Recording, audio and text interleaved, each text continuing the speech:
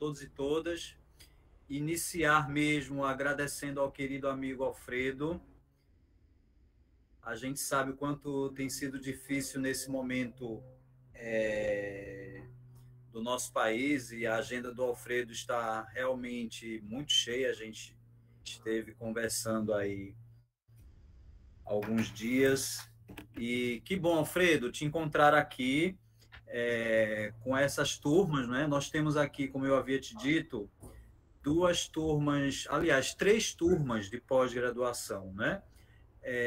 Uma de questão agrária, que está fazendo essa disciplina coordenada pela professora Débora Lerre e Rumi Cubo, pelo Programa de Pós-Graduação em Desenvolvimento Rural e o CPDA. A gente também tem aqui uma casadinha do programa do INEAF, que você conhece tão bem aqui de Belém, o programa de agriculturas, com o programa de desenvolvimento rural da URGS. E te agradecer, Alfredo, vivamente. Eu vou aqui para, só com uma formalidade, fazer uma breve apresentação do professor Alfredo, tá? Que é mestre e doutor em Antropologia Social pela Universidade Federal do Rio de Janeiro. O professor Alfredo trabalha, né, é professor efetivo na Universidade do Estado do Amazonas, na UEA, e é pesquisador sênior na Universidade Estadual do Maranhão, na UEMA, onde ele desenvolve um trabalho profícuo, né, junto ao programa Cartografia Social e Política da Amazônia, na UEMA, e um programa que, inclusive, ele ajudou a criar junto com a Rosa, junto com a Cíntia e outras pessoas do nosso convívio.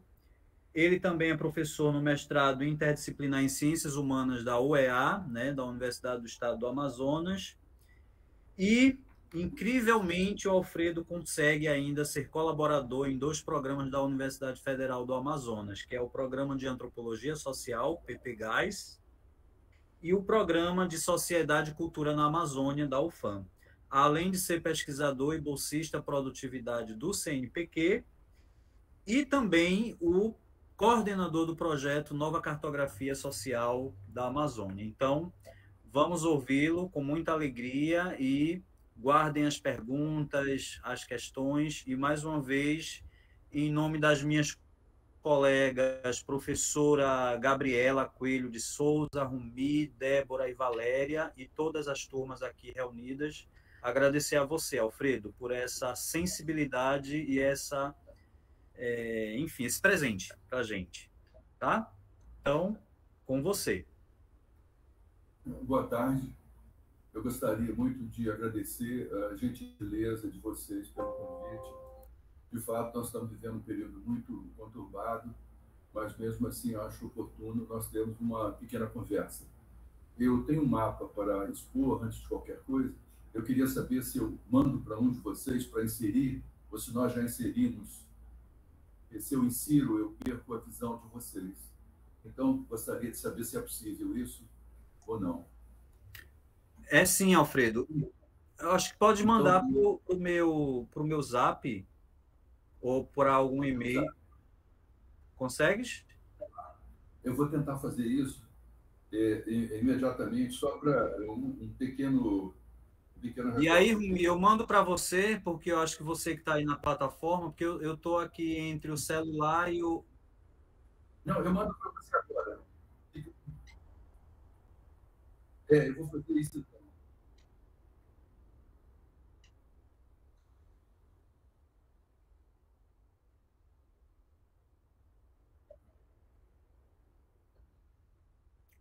O meu, Rumi, ou o de Valéria.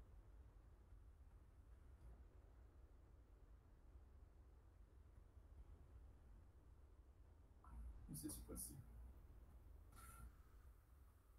Bom, eu vou mandar no grupo.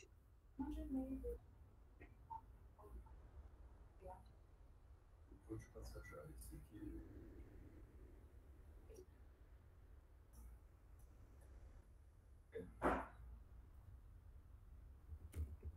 Já tem você isso. Nós já vamos enviar para vocês. Já dei o primeiro passo aqui. Bom, eu queria agradecer a gentileza do convite, dizer que para mim também é um prazer muito grande interagir com vocês, experiências bem diferentes também. Nós temos também algumas pessoas no projeto que fizeram doutorado ali, então, quer dizer, para a gente é muito agradável a oportunidade dessa conversa, né?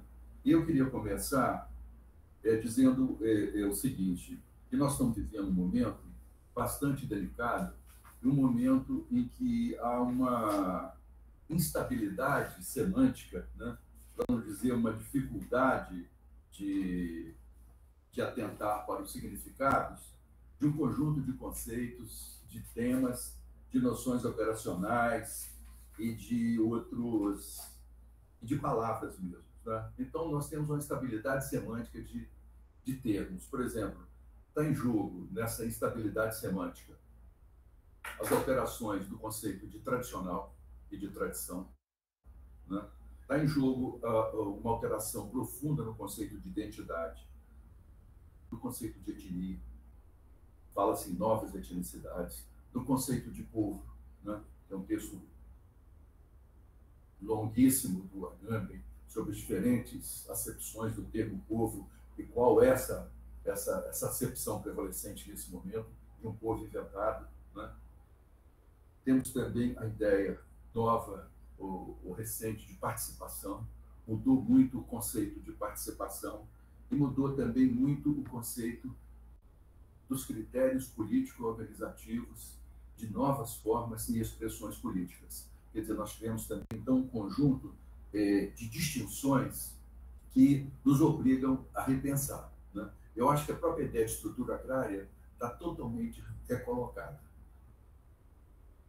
do meu ponto de vista, o significado, né?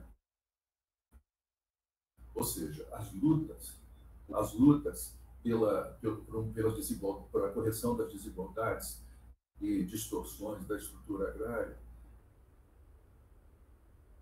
elas não tem uma dissociação, como se costuma frisar muito, que é uma dissociação entre luta econômica e luta identitária. Não. Nós temos uma articulação entre esses dois domínios. E essa articulação entre os dois domínios, ela exige de nossa parte também uma atenção num conjunto de outros conceitos. Um desses conceitos seria a noção de camponês. Ela é assim, ressemantizada, né? Totalmente ressemantizada. Um outro conceito que está sendo colocado são das antigas acepções cobertas pela noção de trabalhador rural, que aparece agora multiplicadas num universo bastante complexo e de difícil discernimento pelos pesquisadores. Quer dizer, aquilo que antes era apontado como passível de ser diferenciado, como passível de ser visto de outra maneira, hoje é visto sobre um conjunto bastante vasto de designações que são identidades coletivas objetivadas em movimentos sociais e objetivadas em diferentes movimentos sociais. Então, é uma situação em que ressaltam, por exemplo, os movimentos de atingidos de barragem, que são bastante fortes na região de vocês, no Sudeste, que inclusive começam aí, o Movimento Nacional dos Pescadores, o Movimento Interestadual das Quebradeiras de Coco-Babaçu, que congrega 400 mil mulheres, né? O Movimento dos Ribeirinhos, o Movimento dos Defensores dos Lagos, aqui na Amazônia, que é bastante forte, a articulação do Puxirão, que é também aí do Paraná e tem uma extensão bastante grande em Santa Catarina, né? As articulações dos cipozeiros e cipozeiras, que pega esse norte do Rio Grande do Sul e o sul de Santa Catarina, as comunidades de fundo e fecho de pasto também com a sua organização, além da CONAC e da COIAB, das organizações indígenas e quilombolas. Então, nós temos um elenco tão variado, né? Nós talvez tenhamos nós imaginamos, mais de 500 novas identidades coletivas, e sempre separando identidade de ocupação, né? Por exemplo, nós não podemos confundir quebradeira de Coco-Babaçu, o ato de quebra de coco, com a identidade de quebradeira de Coco-Babaçu, né? A identidade ela está cercada dos elementos que constituem esses núcleos. Ela não se confunde com a atividade econômica da quebra do corpo, materializada na quebra do corpo. A própria identidade tem dimensões imateriais, intangíveis. Então, essa é uma dificuldade. Mesmo caso de comunidades de fundo e fecho do pasto. Mesma questão dos quilombolas. Quer dizer, não está preso à materialidade, e aí é que a estrutura agrária começa a ser transformada. Não está não está presa desculpe, não está presa à materialidade dos limites de um imóvel rural, de uma área de posse ou de uma outra área. Você tem novas dimensões colocadas em jogo. Alguns titulam como território, outros titulam como as formas legais que o Estado brasileiro instituiu. Alguns falam em resex, outros falam em unidades de conservação, outros falam em terras indígenas, mas nós estamos diante de fenômenos que estão contrariando as categorias usuais de classificação. Eu acho que esse que é o ponto para se pensar em estrutura agrária. Eu acho que esse que é o ponto central para nós podermos nos deter mais nessas questões e pensarmos como é que os conceitos, enquanto instrumentos analíticos, eles podem dar conta dessas novas situações sociais. Eu acho que esse aqui seria o fulcro dessa conversa que eu gostaria de ter para vocês. Eu estou partindo do seguinte pressuposto. Eu estou partindo dessa ideia da passagem de século. É uma coisa usual para se fazer e até pode ser divertida. O João, por exemplo, disse que o século XX foi um século curto, né? Que ele começa em Sarajevo, com a morte do arquiduque do Império Austro-Húngaro, né? E termina em Sarajevo com um bombardeio de Sarajevo, né? Então é um século que vai de 14 a 94. Então tem um século de 80 anos, é um século considerado curto por original. Mas esse século, digamos assim, é o século também que nos permitiu engendrar um novo, sobretudo a partir da Segunda Guerra Mundial, um novo repertório de identidades. Não só identidades marcadas pelas lutas de libertação nacional, na África, sobretudo, né? O caso de Moçambique é um pouco tardio, porque já pega os anos 70, não pega o imediato pós-guerra. Moçambique e Angola são um pouco posteriores, né? Mas, se nós formos pensar África do Sul, Quênia, e também na parte asiática, né? Índia, e voltando à África, pensarmos Gana, Togo, Guiné, nós vamos ter, digamos assim, um espectro dessas lutas de libertação nacional, Argélia, sobretudo, e as suas implicações para essa emergência de identidade, emergência de identidades e seus respectivos territórios. É quando se tem, digamos assim, uma pré-história da emergência das novas identidades. Elas começam a surgir primeiro sobre uma capa de nação e depois eclodindo com a própria noção de nação. O Benedict Anderson mostra muito bem isso em Comunidades Imaginadas. Ele nos ajuda a refletir sobre isso. Então, esses pressupostos, eles redefinem a maneira de interpretar uma estrutura agrária. Eles redefinem uma maneira de pensar essas unidades espaciais, né, que passam a ser medidas das maneiras as mais diversas possíveis. Por exemplo, às vezes elas são em metro quadrado, traduz hectares, mas às vezes são em metro cúbico, né? O caso das reservas marítimas é um pouco assim, né? Elas traduzem também volumes, elas traduzem também territórios aquáticos. Então, tem uma outra... As coisas se complexificaram, de certa maneira. Ou a questão dos lagos também, metro cúbico. Passa-se a se discutir de outra forma, né, esses efeitos de lugar. Eu acho que isso aí é sublinhado, quer dizer, antes era um ponto, quando a gente trabalhava no mapa, era um ponto, depois era uma reta, depois era uma superfície, né, em metro quadrado, depois passou a ser essa ideia de volume, depois, quer dizer, foi se complexificando as maneiras de nós pensarmos essa ideia da estrutura agrária e a sua composição, né? Não é mais facilmente pensar em hectares. Eu acho que essa modalidade também de reflexão, ela nos obriga a uma reinterpretação dessa noção de território e a uma nova forma de você produzir uma descrição etnográfica, seja através de mapas, seja através dos seus próprios registros de campo, passa-se a se ter outros fundamentos para esses registros, né? Eles, quer dizer, a própria diversidade métrica que marca esse novo momento, ela também aponta para diferentes modalidades de território que estão em jogo. Então, eu acho que esse ponto também é um ponto importante para nós podermos pensar. E nessa passagem de século, algo que ficou muito marcado nesse movimento de instabilidade semântica dos conceitos, das palavras, algo que ficou muito marcado, que nos obriga a uma reflexão também bastante vivaz, digamos assim, que autores entenderam essa passagem como Fukuyama, por exemplo, como o fim da história. Né? Esse aí começa a se complicar. Alguns entenderam que essa ressematização, de certa forma, era um fim. Né? Era um fim. E o Fukuyama diz, não, isso é o fim da história. Né? É um fim de século, e na passagem do século passado para esse, nós temos certeza que após a democracia liberal, ele falando, né, não pode haver nenhuma nova etapa histórica. Essas formas, essa diversidade, ela corresponde a essa digamos assim, ela corresponde a uma nova etapa histórica. E essa etapa histórica, ela está sendo pensada sob esse aspecto. Então, nesse sentido, né, do Fukuyama, ele diz que a democracia liberal é um sistema que assegura o maior nível possível de reconhecimento do indivíduo. É quando o reconhecimento ele é levado ao seu limite. Ou seja, se reconhece a diversidade. Ora, isso já estava... Esse reconhecimento da diversidade, dos direitos das mulheres, dos direitos dos negros, dos direitos dos índios, ele já vinha da Convenção, perdão, ele já vinha dos acordos de Washington de 1989. Né? Já vinha dessa Convenção de Washington de 1989. Isso já estava marcado.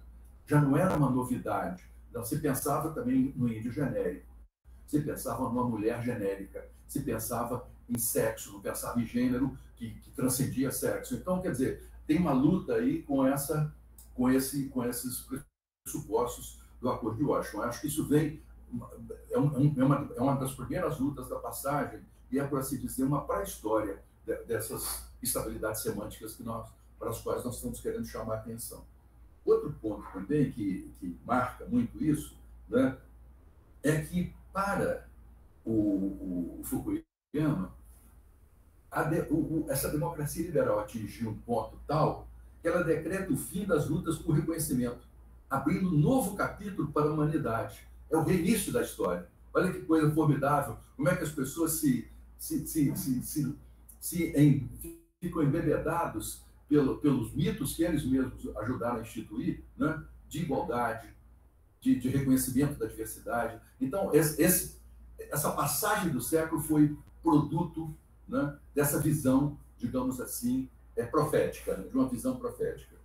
Essa questão da luta pelo reconhecimento é também um problema central, né, de pesquisadores do que foi a Escola de Frankfurt, né? O Axel Honneth, por exemplo. Quer dizer, o que é essa luta pelo reconhecimento por esses autores que vem da Escola de Frankfurt? Se trata, né, o problema central é aprimorar o capitalismo. As lutas de reconhecimento, elas aprimoram o capitalismo e a democracia, até um ponto em que se possa contar com total reconhecimento dos agentes como humanos. Então, novamente, quer dizer, converge essa ideia de humanidade, um novo capítulo da humanidade, que o Fukuyama nos convida a pensar, com isso que o Axel Honneth fala que a construção do humano, esse humano está construído. Ora, Foucault já nos dizia que a construção do homem era do século XVIII. Não sei se vocês se lembram da noção de episteme, que ele trabalha nas palavras e as coisas. Ele já nos convidava para pensar isso. E agora nós estamos pensando essa construção do humano, né? Então, para ele, no caso do Honneth, como no caso do Fukuyama, não se faz necessário nenhuma transformação social profunda, nenhuma revolução, né? E porque isso já está em curso, o pleno reconhecimento já está em curso. Então, nós estamos vivendo uma visão idílica de uma passagem, de século, né? E Adorno, embora ele criticando isso, né, ele dizia que o que está marcando essa passagem, né, para ele, é que o indivíduo saudável passa a ser afligido pela infelicidade geral, por uma infelicidade geral, que parece que é o que está acontecendo agora com esses tempos pandêmicos. Nós somos produtos de uma infelicidade geral. Parece que ele tem razão. Nós estamos trabalhando com os concretos e aparentes, quer dizer, com as interpretações que nos empurram para isso, né? Então, sob esse ponto de vista, né, a pandemia ela mostra uma situação limite, turvando a hipótese de felicidade e disseminando o medo, o terror e as apreensões, instituindo uma tensão social mais que duradoura. porque nós estamos vivendo os efeitos dela. Se eu puder mostrar para vocês aqui a quantidade, está tudo em cartaz, infelizmente, a quantidade de indígenas mortos pelos efeitos da pandemia, né? Vocês iriam se admirar bastante. Até alguns estão aqui agora, alguns filhos, filhas, e seria uma coisa muito impactante. Talvez até vocês devessem ouvi-los, e não a mim, porque eu acho que poderia dar a vocês, os próprios depoimentos poderiam dar a vocês uma contemporaneidade. Vocês estarem contemporâneos do tempo que vocês estão vivendo. Porque às vezes a minha fala é uma fala muito de pretensão erudita, que são falas sempre, nós sabemos que são falas um pouco viciadas, um pouco distorcidas, um pouco deformadas, porque se prendem muito no lado erudito, né? E esse lado erudito, ele sempre esconde, né, uma insuficiência nossa teórica de explicar, uma limitação nossa ao trabalhar os conceitos, né? E uma limitação mesmo interpretativa, que é o meu caso. Eu acho que eu sou vítima de interpretações que são mais limitadas. Nesse sentido, né, as analogias históricas que nós podemos fazer, elas nos trazem para uma tentativa de explicar uma crise ecológica, que é a primeira questão que parece que é consensual e une as pessoas, é uma ideia de crise ecológica. E a abordagem dominante dessa crise, ela enfatiza a necessidade de um consenso, né, face às previsões catastróficas, de gelo da calota polar, aquecimento global. Você começa a querer trabalhar o consenso a partir de uma visão catastrofista, né? Um consenso em torno das denominadas mudanças climáticas, que consiste no seguinte: a humanidade deve superar suas dissenções e suas divisões para enfrentar esse problema. Então, quer dizer, você apaga o conflito porque você precisa enfrentar uma catástrofe que é maior que qualquer conflito. Vocês veem como é que a humanidade apareceu no Fukuyama, novo capítulo da humanidade, que apareceu dos remanescentes da escola de Frankfurt, né? Reconhecimento pleno a ideia de humanidade, e agora aparece nessa ilusão de consenso em torno das mudanças climáticas, como se pudesse falar em nome da humanidade. Então, todos esses esforços positivos de apresentar a humanidade, eles se contrapõem a uma questão que estava a uma crítica que estava muito forte no final do século XX, que era a crítica à brutalidade do imperialismo, que era a crítica à desumanidade do imperialismo, a desumanidade que provinha já do colonialismo. Então, essa ideia do pacto ecológico para minimizar os efeitos dessa crise, como se os objetivos ambientais de defesa ambiental fossem comuns a países, blocos econômicos, povos e comunidades, etnias, tribos, etc. Quer dizer, essa ilusão do pacto ecológico, ela acabou dominando as nossas interpretações, dominando a nossa fala, né? E essas tentativas de consenso, elas se construíram, né, em cima também de negociações internacionais. Nesse sentido, os interesses, digamos, imperialistas, eles criaram uma ideia de coalizão de interesses do plano internacional. Tudo isso pensado num grau de abstração bastante amplo e num grau de generalidade também bastante extenso, né? Nesse sentido, vamos perseguir objetivos de redução de emissões de carbono, e logo se cria um mercado para regular essas transações. Depois, também, no plano internacional, há um conjunto de convenções, de acordos, de alianças, com controle das medidas relativas às emissões. E no plano efetivo, né, nós estamos enfrentando divisões de difícil solução. Se nós pudermos entender, eu acho que esse aqui é que fica explícito a partir da COP26, é que essas ideias, essa ideia do diálogo com os produtores, os grandes produtores de soja, do diálogo com os grandes produtores de plantações, de grandes plantações de pinos, etc. Quer dizer, a montagem disso, ela reúne uma noção de eficácia dos grandes empreendimentos que contraria uma perspectiva histórica dos países colonizados. Qual é a estrutura mais estável dos nossos 500 anos, né? São as grandes plantações de cana-de-açúcar, de algodão e depois de café. Né? Nós construímos toda a nossa infraestrutura, toda a nossa rede ferroviária, rede rodoviária, tudo a partir dessas grandes plantations. Vou usar o termo em inglês para convidá-los para pensar isso conceitualmente. Quer dizer, nós estamos trabalhando uma ideia de plantation, vocês veem isso no MEBEM, na necropolítica, ele trabalha o conceito o conceito que está no fundo do trabalho dele é plantation. É o que marca a África, é o que marca a Ásia, a Indochina, o Vietnã marcado no caso aí, plantagem, né? Seria o termo em francês. Mas o conceito de plantation, quer dizer, um grande empreendimento, uma monocultura, voltado para a economia internacional, quer dizer, agroexportadora, utilizando formas de mobilização da força de trabalho, essa atualidade do trabalho escravo, utilizando, digamos assim, um mercado de commodities e sua volatilidade como alavancador da estrutura da organização social da sociedade. Isso se criou um mito no país. A despeito de todos esses agronegócios corresponderem a 7% do PIB. Não corresponde a mais do que isso. Então, nós criamos essa mitificação de pessoas que são anistiadas das suas dívidas para com o Estado. Nós criamos a mitificação da eficácia. E criamos também, esse que eu acho que é o ponto central, que também tem intérpretes eruditos, que vão conestar isso. Né? Nós vamos ter membros aí de organismos de ciência nacionais que vão, digamos assim, conestar essa tentativa, estabelecendo áreas estratégicas, como Matopiba, pensando em áreas estratégicas, como na fronteira do Purus com o Madeira. Né? Engraçado que os dois pontos, até o mapa um dos mapas que eu gostaria de mostrar, e diz respeito ao Dia do Fogo. Alguém pode mostrar esse mapa? Ele poderia falar sobre ele? Isso, Alfredo, já ia colocar aqui. Já está pronto, já está disponível. Obrigado pela gentileza.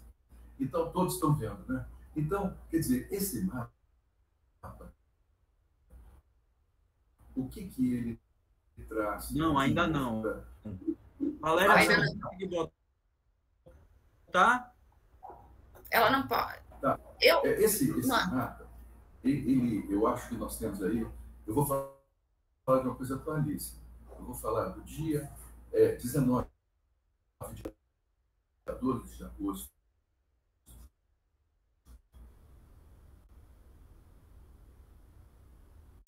de 2019 até agora, a primeira semana, que é na BR-63, nas nascentes do Tapajós, rumando para Itaituba, né, onde tem um porto chamado Meritituba, e a cidade que conflui com o Rio Amazonas, onde tem um porto da Cargill, é Santarém.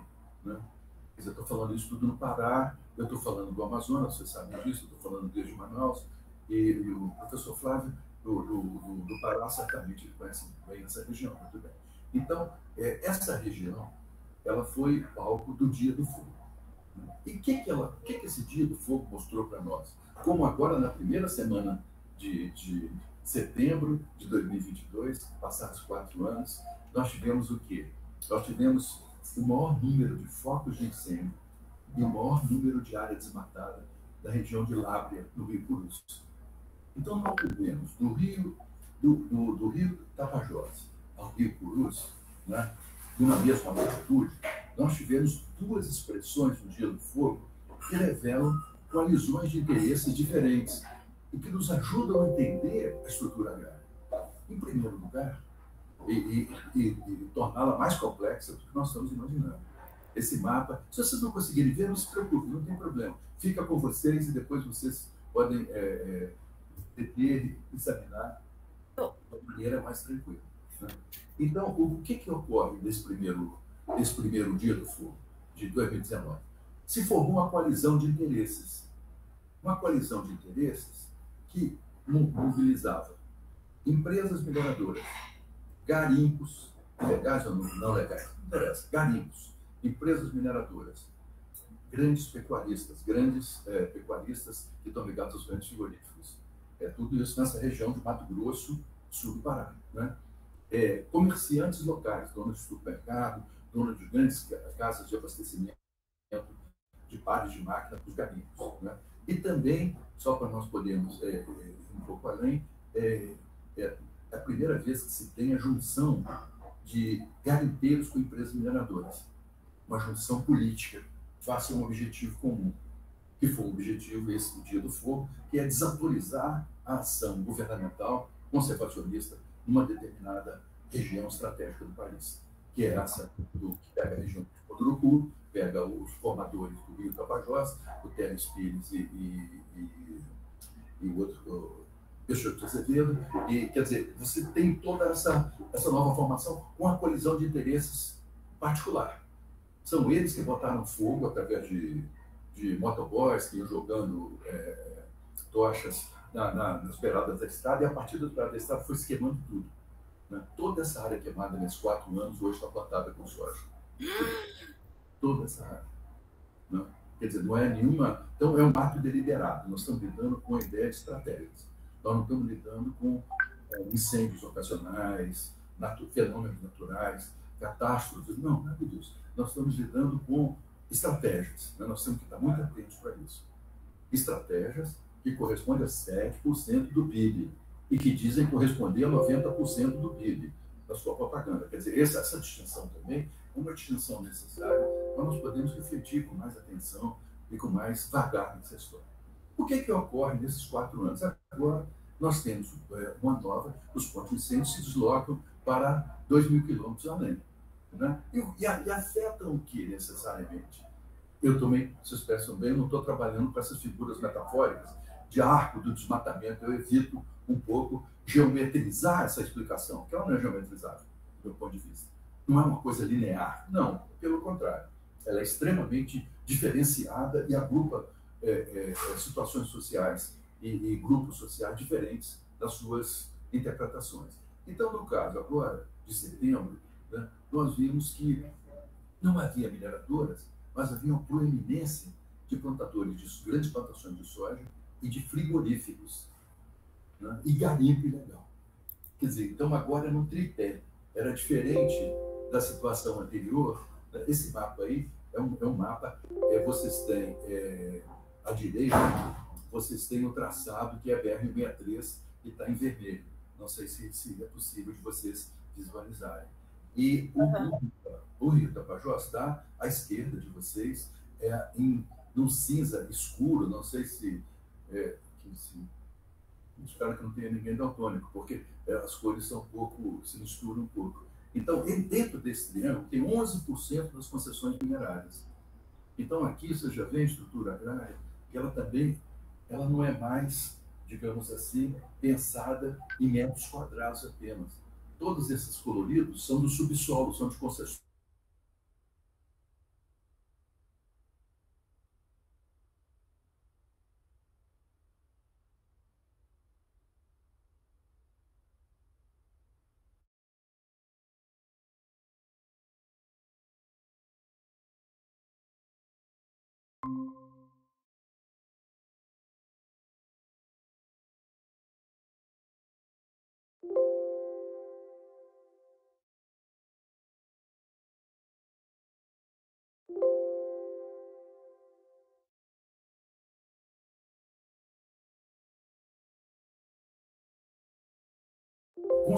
Absolutamente concentrada num triângulo. Eu concebi isso junto com os colegas aqui, isso não é só meu de autoria, os autores estão todos lá à esquerda. Meu nome é o último, como vocês vão ver, quer dizer, tem muita gente que tem uma criatividade aqui bastante acelerada, bastante longa, e dá uma contribuição muito importante para a ciência. Às vezes, o fato, às vezes, de eu ser um dos membros da coordenação, às vezes tem me dado algum reconhecimento, mas que ele não é merecido, porque o reconhecimento deve ser para a equipe de pesquisa, para o projeto de pesquisa, para o conjunto de pesquisadores, e não individualizado. Mas nós temos uma cultura de individualização, até no campo da produção intelectual. Então, o reconhecimento é individualizado, né? Vocês imaginam que nos últimos 8 meses eu recebi 3 prêmios. Não sou merecedor de nenhum deles individualmente, você pode acreditar. Como no mapa desse, eu não tenho nem condição de fazer um mapa desse sozinho. Se não tem uma equipe grande trabalhando, ainda bem que o nome de todas as pessoas estão aí. Mas eu acho que as premiações deviam refletir um trabalho coletivo. A visão do trabalho, que ela espelhe uma ação coletiva. Agora, nessa mostra da legenda, vocês estão vendo, são as autorizações de pesquisa, as concessões de lavra, não é? Então, os licenciamentos, está tudo aí equacionado. E a BR-63 que corresponde a essa rodovia que vai de Goiabá a Santarém. E os municípios estão aí, Morato de Almeida, Trairão, né? Então, que vão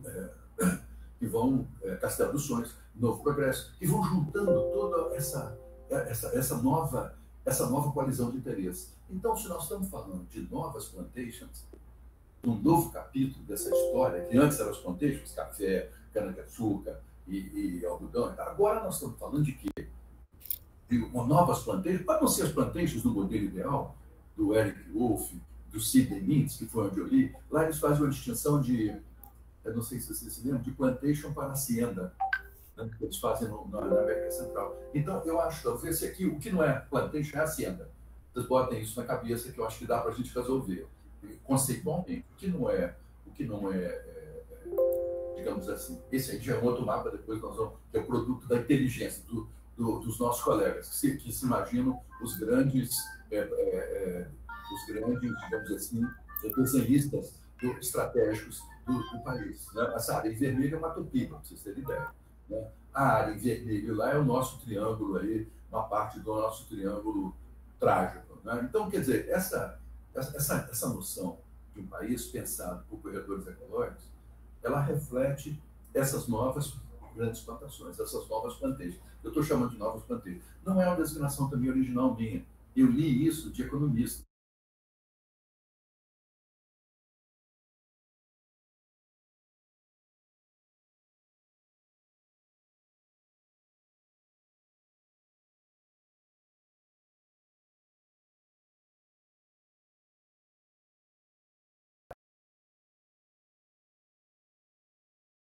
Separando todos os mapas correspondentes a cada um dos programas governamentais e as áreas que eles estavam em jogo, estavam capturando. Quer dizer, o que era isso? Corredores logísticos.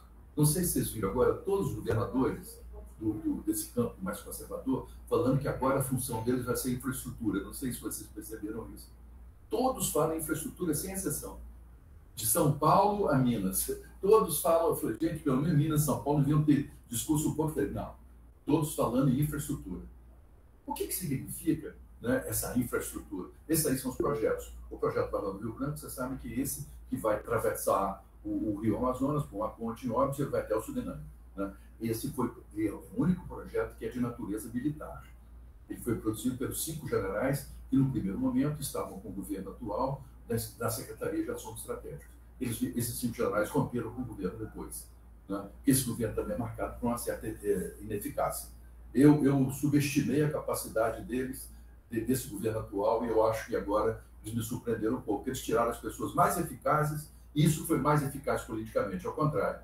Né? Eles tiraram os generais mais capacitados deles, e hoje nós temos só, digamos assim, os falastrões e os truões, né, em pauta, inclusive sendo eleitos, que são do Conselho da Amazônia, e não entendem nada de Amazônia. Se fossem meus alunos, seriam reprovados, certamente, porque não conseguem responder a nenhuma das questões.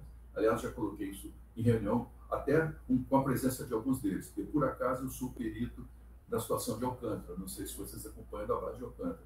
Eu sou perito em tribunal internacional que condena o governo brasileiro.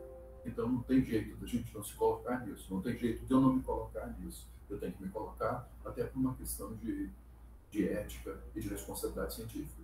Então, nesse sentido, o que nós podemos observar, e isso aqui assusta um pouco, é que todo esse modelo de plantation, ele ganhou uma força a partir do Dia do Fogo. O Dia do Fogo foi uma demonstração de desautorização de governo e de autoridade conferida no que diz respeito à Amazônia para esses interesses privados. Agora, com o grande concentração de focos de incêndio em Lábrea está à esquerda desse triângulo. Não sei se vocês conseguem... Aí, exatamente, mais um pouquinho, se você consegue mostrar Lábrea. Não é. Mais um pouquinho. Está no rio Purus, esse rio paralelo ao rio Madeira. Não sei se vocês estão...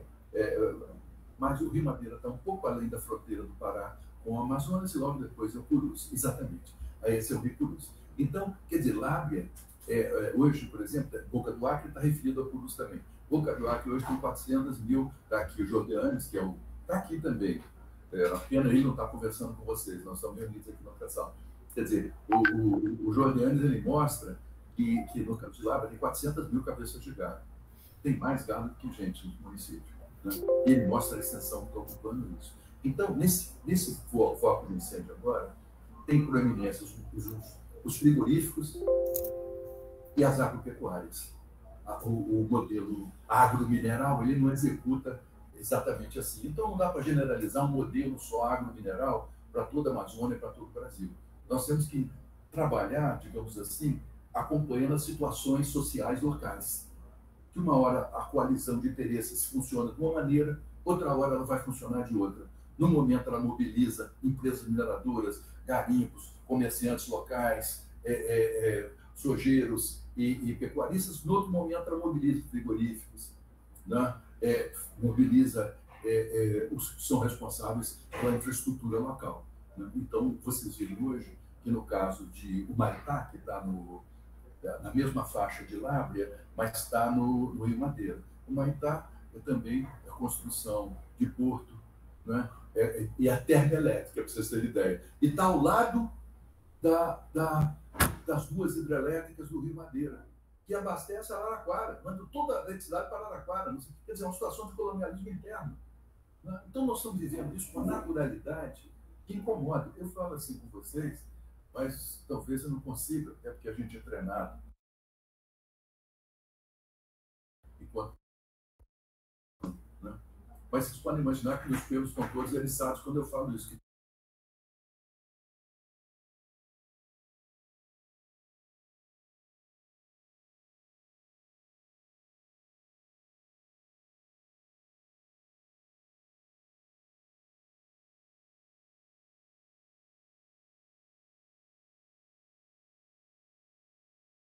Então, se apresenta com uma configuração no Tapajós, se apresenta com outra configuração em termos de coalizão de interesses na região do Purus e do Madeira.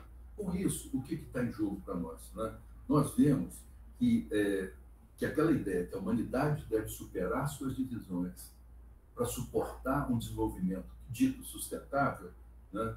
E essas são essas forças que propõem um pacto ecológico, eles nos assustam muito. Porque todos os elementos de ecologia humana, quer dizer, esses fatores ecológicos todos, e essa ecologia humana que é confundida erroneamente, né, com outros campos afins, como a geografia humana ou como a antropogeografia, né, ela, de certa forma, isso aí que eu acho que nós precisamos fazer um exercício conceitual de separação, que a ecologia humana, né, ela está conseguindo se consolidar definitivamente nos modos científicos. Mas na antropologia ela já vem desde 1916, com o trabalho do Robert Bach. Não sei se vocês se lembram, aquele de Theory, Suggestion for the Investigation for Human Behavior.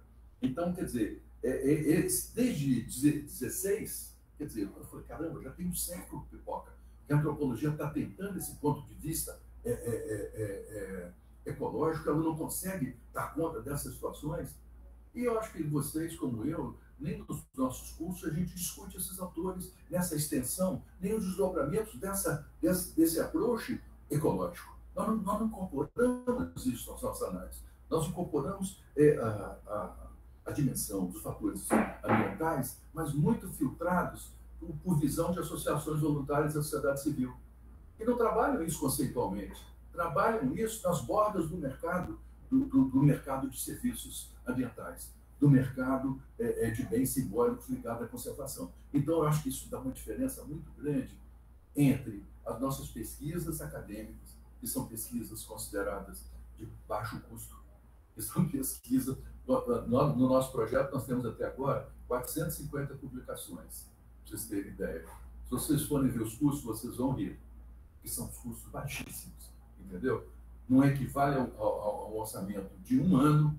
Nós, em 20 anos, nós não gastamos o que gasta uma dessa associação voluntária da sociedade civil num ano. Para vocês terem ideia. Porque quantos vocês acham que é uma bolsa de um pesquisador? Quanto que o pesquisador recebe? Né? Nós agora, no projeto que nós temos pela Cruz, pesquisadores, por exemplo, doutorado como eu, recebem R$600, para vocês terem. O máximo que nós já recebemos desses 20 anos foi R$2.400 no fundo da Amazônia. Quer dizer, o pessoal de coordenação do doutorado, o máximo. Então, isso aí revela, quer dizer, não só nós somos vistos como uma força de trabalho barata, mas o que nós produzimos também não tem os efeitos que eles imaginam, mas tem toda a liberdade e autonomia que eles também não conseguem controlar. Então, nós temos sido vitoriosos dos tribunais internacionais, dos tribunais locais, né? E também na vida social. A nossa autoridade hoje é irretorquível, enquanto projeto, não mim, enquanto projeto. E eles todo o tempo nos convidam, nós recusamos, dissemos não. Temos dito não sucessivamente. Não a premiações, não a incorporações via trabalhos ministeriais, não a contribuições via as agências de fomento científico. Nós temos sempre mantido uma posição de autonomia pública. Quer dizer, mantemos publicamente isso e achamos que não temos outra saída. Não sei o dilema que vocês estão vivendo. O dilema que nós fizemos é esse das impossibilidades. Então, nesse sentido, né, esse campo que nós estamos trabalhando é um campo que tem uma força empírica bastante grande.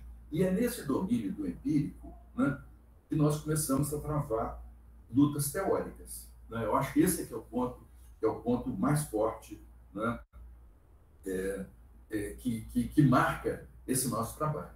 Em primeiro lugar, nós temos que brigar com essas visões da antropogeografia, que trata da influência do meio físico sobre os homens, que já é uma batalha desde o início do século XX. Nós somos obrigados a refazer isso agora. Não sei se vocês estão entendendo o drama. Parece que o nosso trabalho é como se fosse uma enceradeira. Tem que voltar. Eu falei, caramba, isso cansa muito. Isso esgota. Nós vivemos esgotados nesse sentido. Então, essa luta contra a antropogeografia, essa luta contra uma ideia de geografia humana que trata das modificações do meio físico que provém do trabalho do homem. Então, mudanças da topografia, derrubada de floresta. Então, é como se a gente ficasse tratando os efeitos o tempo todo. Nós começamos a recusar isso e nos dirigimos para essa questão das identidades, o fator identitário como um fator importante na luta pela terra, na luta pelo território, pela manutenção do território. Nós achamos que não podia abandonar a identidade, porque se nós abandonássemos, ou se nós viemos abandonar, nós vamos simplesmente, digamos assim, ter uma parte de comunhão com a desumanidade do colonialismo, isso, ou do imperialismo. Isso, para nós, não nos atrai, não é uma coisa que nos atrai. Vocês veem que hoje o setor de informática, como que ele é forte. O maior produtor de terra, o maior proprietário de terra nos Estados Unidos, não sei se vocês viram, é o Bill Gates, não sei se vocês viram isso.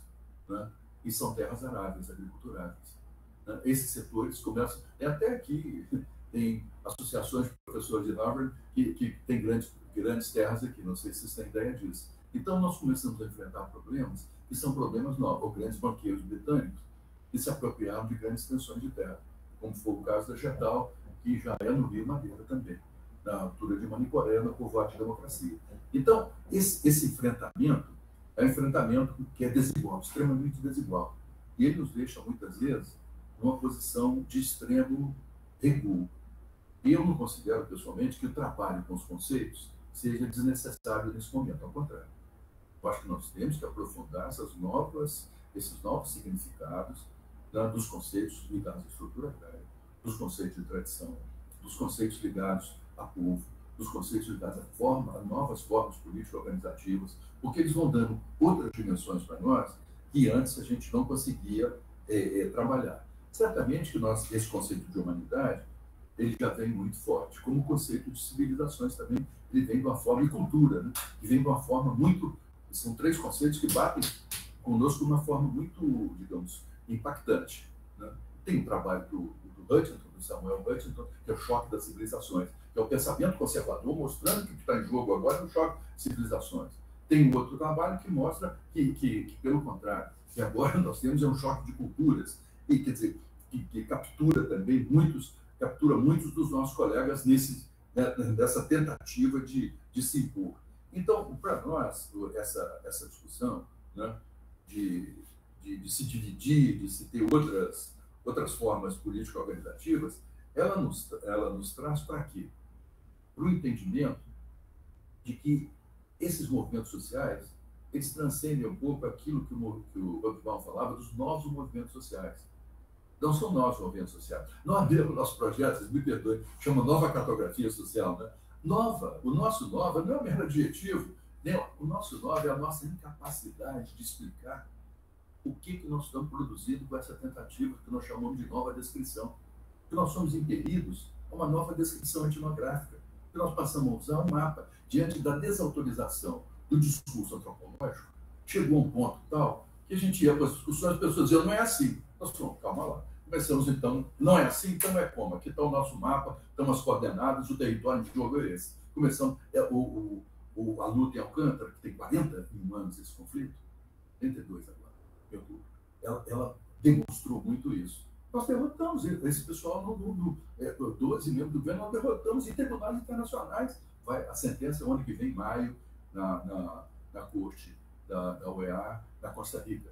Mas nós estamos esperançosos que vamos derrotar o governo brasileiro. Já fomos derrotados antes, do governo Collor. Não sei se se recordam, quando houve aqueles massacres do sul do Pará, nós levamos a questão para o Tribunal Permanente dos Povos, em Paris, e nós fomos derrotados.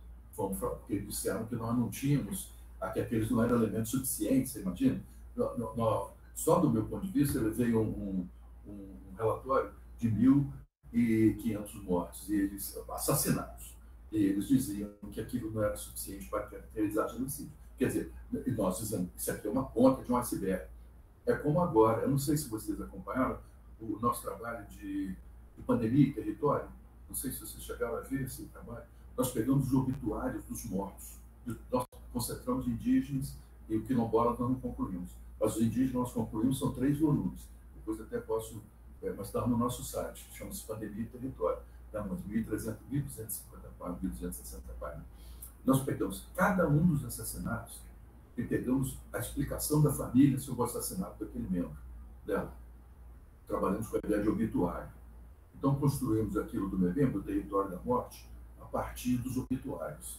O resultado é, toda vez que a gente vai ler, vocês forem ler, vocês vão chorar, porque realmente, principalmente o 3º volume, né? Eu estou me referindo, eu trabalhei muito no 3º volume, embora tenha apareça como organizador do trabalho, os organizadores, eu trabalhei muito no 3º volume, que pegava todos os depoimentos das viúvas falando, as netas falando que pereceram, e etc. Então, quer dizer, nós fizemos um trabalho imenso sobre essa mandamos para a CPI da Covid, depois mandamos para os tribunais internacionais também, né, naquela ação que a PIB abriu. Então, incrivelmente, a sensibilidade jurídica não permitiu, e tudo muito bem documentado. Local, e fizemos assim, com as coordenadas, com os nomes das etnias, com os nomes das famílias, a localização das residências, os depoimentos de cada um dos membros sobre o tipo de morte, as idas aos hospitais com as entradas, os atestados de óbitos, os lugares de... Fizemos uma coisa bem completa, como era a própria do território da morte. No entanto, não teve uma sensibilidade jurídica capaz de condenar minimamente e fazer uma advertência ao governo. Não houve isso. Não houve. Em termos internacionais, quer dizer, aqui não tem condição que não anda. Não adianta. O Ministério Público tem isso, os tribunais de justiça tem, que nós não mandamos. E eles nos convidam para participar de comissões, eu digo, até um dos prêmios que eu ganhei aqui foi eu falei, gente, como é que vocês vão pregar a Assembleia das Pessoas? Vocês não apuraram nada das denúncias que nós fizemos, aí vocês nem premiam a gente? Não, vocês estão enganados, não tinham premiado a gente, entende? Desculpe aqui, Tudo bem, normal. Eu sou muito atento, vocês não levam a mão. Aliás, eu sou, espero não ter sido deseducado, deselegante, não perdão. Não, de modo algum, de modo algum. Então, o que eu acho que está em... Vou colocar em ordem. O que eu acho que está em jogo nessas questões, e isso aí é uma coisa que me incomoda muito também, quando eu converso com vocês, é que digamos assim, esses atos de insensibilidade jurídica, eles marcam muito esse momento que nós estamos vivendo. Então, nós estamos tendo uma conquista muito grande em termos de exemplificar e descrever os atos de desumanidade, a tentativa de construir um direito humano, né? E, ao mesmo tempo, nós estamos diante de uma insensibilidade bastante grande. Por exemplo, o próprio Ministério Público agora faz um cadastro Nós também foi outro ponto de tensão, fazer um cadastro de territórios. Não sei se vocês chegaram a ver isso, essa discussão do cadastro de território. Fazer um cadastro de território. Aí nos chamam. Falei, olha, não dá. Vocês vão ter que trabalhar nisso. Se vocês quiserem. Agora que nós vamos fazer isso, esse é o momento para ficar quem que vai administrar um banco de dados deles. Quem é que vai administrar um banco de dados deles? Nós vamos ter controle disso? Ou nós vamos entregar todos esses dados para fazer o quê? Então, quer dizer, nós estamos enfrentando uma situação muito difícil, que também não tem um consenso entre nós, assim, pesquisadores. Eu sou mais pesquisador que professor. Nós não temos assim, um consenso entre nós de possibilidade de trabalho. Nós não temos isso.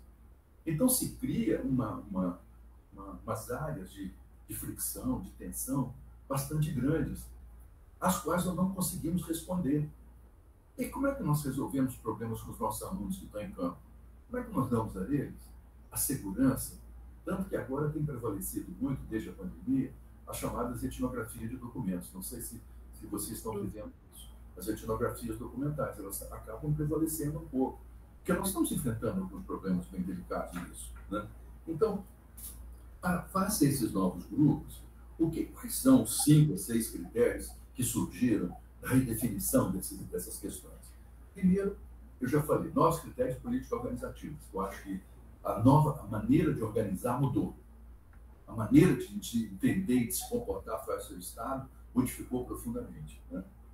Segundo, o Hobsbawm fala isso, e também nós imaginamos, que tem uma discussão entre enraizamento e desenraizamento. Não sei se vocês já participaram um pouco dessa discussão. Na França já é de 5, 6 anos atrás. O Arc La Recherche do Pierre Bourdieu tem, inclusive, um artigo com esse nome, Déracinement e Enracinement. Quer dizer, tem as duas coisas. Bourdieu tem um livro com Abdelmalek Sayad sobre Déracinement, né? Quer dizer, desenraizamento, as implicações do desenraizamento. Então, quer dizer, para mim, essa ideia das raízes locais profundas que o Hobsbawm fala, os movimentos adotaram, sobretudo o movimento quilombola adotou um pouco isso, não é? O movimento indígena está adotando também. Quer dizer, esse enraizamento, ele contém, então, ele tem outras acepções, ele tem várias acepções. Então, nossos critérios políticos organizativos, a discussão de raízes locais profundas, com a diferença entre enraizamento e desenraizamento, os geógrafos falam desterritorialização, né? O terceiro ponto são os elementos de autoconsciência, que já vem na Convenção 169. Né? O que são os elementos de autoconsciência? É aquela consciência de si mesmo. Eu acho que esse dado é um pouco diferente. Você se lembra que tem uma crítica, no Pensamento Selvagem, tem uma crítica do Levi-Strauss ao Malinowski. Ele diz assim, o Malinowski imaginava que os nativos de Tróia pensavam pelo estômago. Então, tinha um biologismo, eles pensavam pelas suas necessidades biológicas. Queriam se alimentar, então tudo era feito, como se pudesse imaginar o campesinato, que só cuida de se alimentar e só troca gêneros no mercado para suprir as necessidades de sobrevivência. Então, essa é a visão que ele tinha dos povos nativos. O Pensamento Selvagem do Levi-Strauss tem isso na crítica dele a Malinowski. Entre mentes, o que estava em jogo não era a necessidade biológica versus necessidade simbólica que o Levi-Strauss dizia. O Levi-Strauss dizia, as necessidades são simbólicas, não são biológicas. Agora é diferente com essa questão da autoconsciência. O que está em jogo é a consciência da necessidade. Não sei se eu consigo passar isso para vocês. Uhum. Não é nem a consciência pensada biologicamente, nem a consciência pensada simbolicamente, dos culturalistas. Não. Está pensado é a consciência da necessidade. Esse aqui está em jogo, essa questão está em jogo na visão do território. Essa questão está em jogo na visão da identidade. Essa questão está em jogo na visão do enfrentamento do Estado. Então, esse elemento é um elemento básico dessa nova forma política organizativa. Convidando vocês a pensar isso. É o terceiro elemento, portanto. O quarto elemento seria essa própria divisão de gênero, que ela já não tem a força distintiva que ela tinha antes. Você vê, o movimento das queimadeiras de Gurupoba Sul tem 400 mil mulheres. Mas não é um movimento feminista, entre aspas. Não sei se eu consigo passar isso para vocês, a dificuldade de poder pensar essas coisas. Porque não tem... A Judith Butler diz que não tem uma diferença entre gênero né, e sexo. Né? Quer dizer, não, apaga essa ideia da divisão por sexo. Mas quando você vai reunir, e esse também é um desafio hoje, tem batido a nossa porta todo o tempo, e aqui no projeto é todo o tempo isso, nós já fizemos, eu acho que 3 ou 4 mapas com trans. Quer dizer, as pessoas chegam aqui, a gente também não pergunta o que é, se nós queremos mapear a extensão da nossa identidade. Aí nós temos que usar os recursos. Como é que você vai fazer isso? A gente não sabe, vai discutir com o pessoal para saber como é que mapa isso. Né? Então, quer dizer, do mesmo modo, eu vou fazer uma analogia, vocês me perdoem. Eu posso até trazer para vocês, só para mostrar para vocês uma particularidade.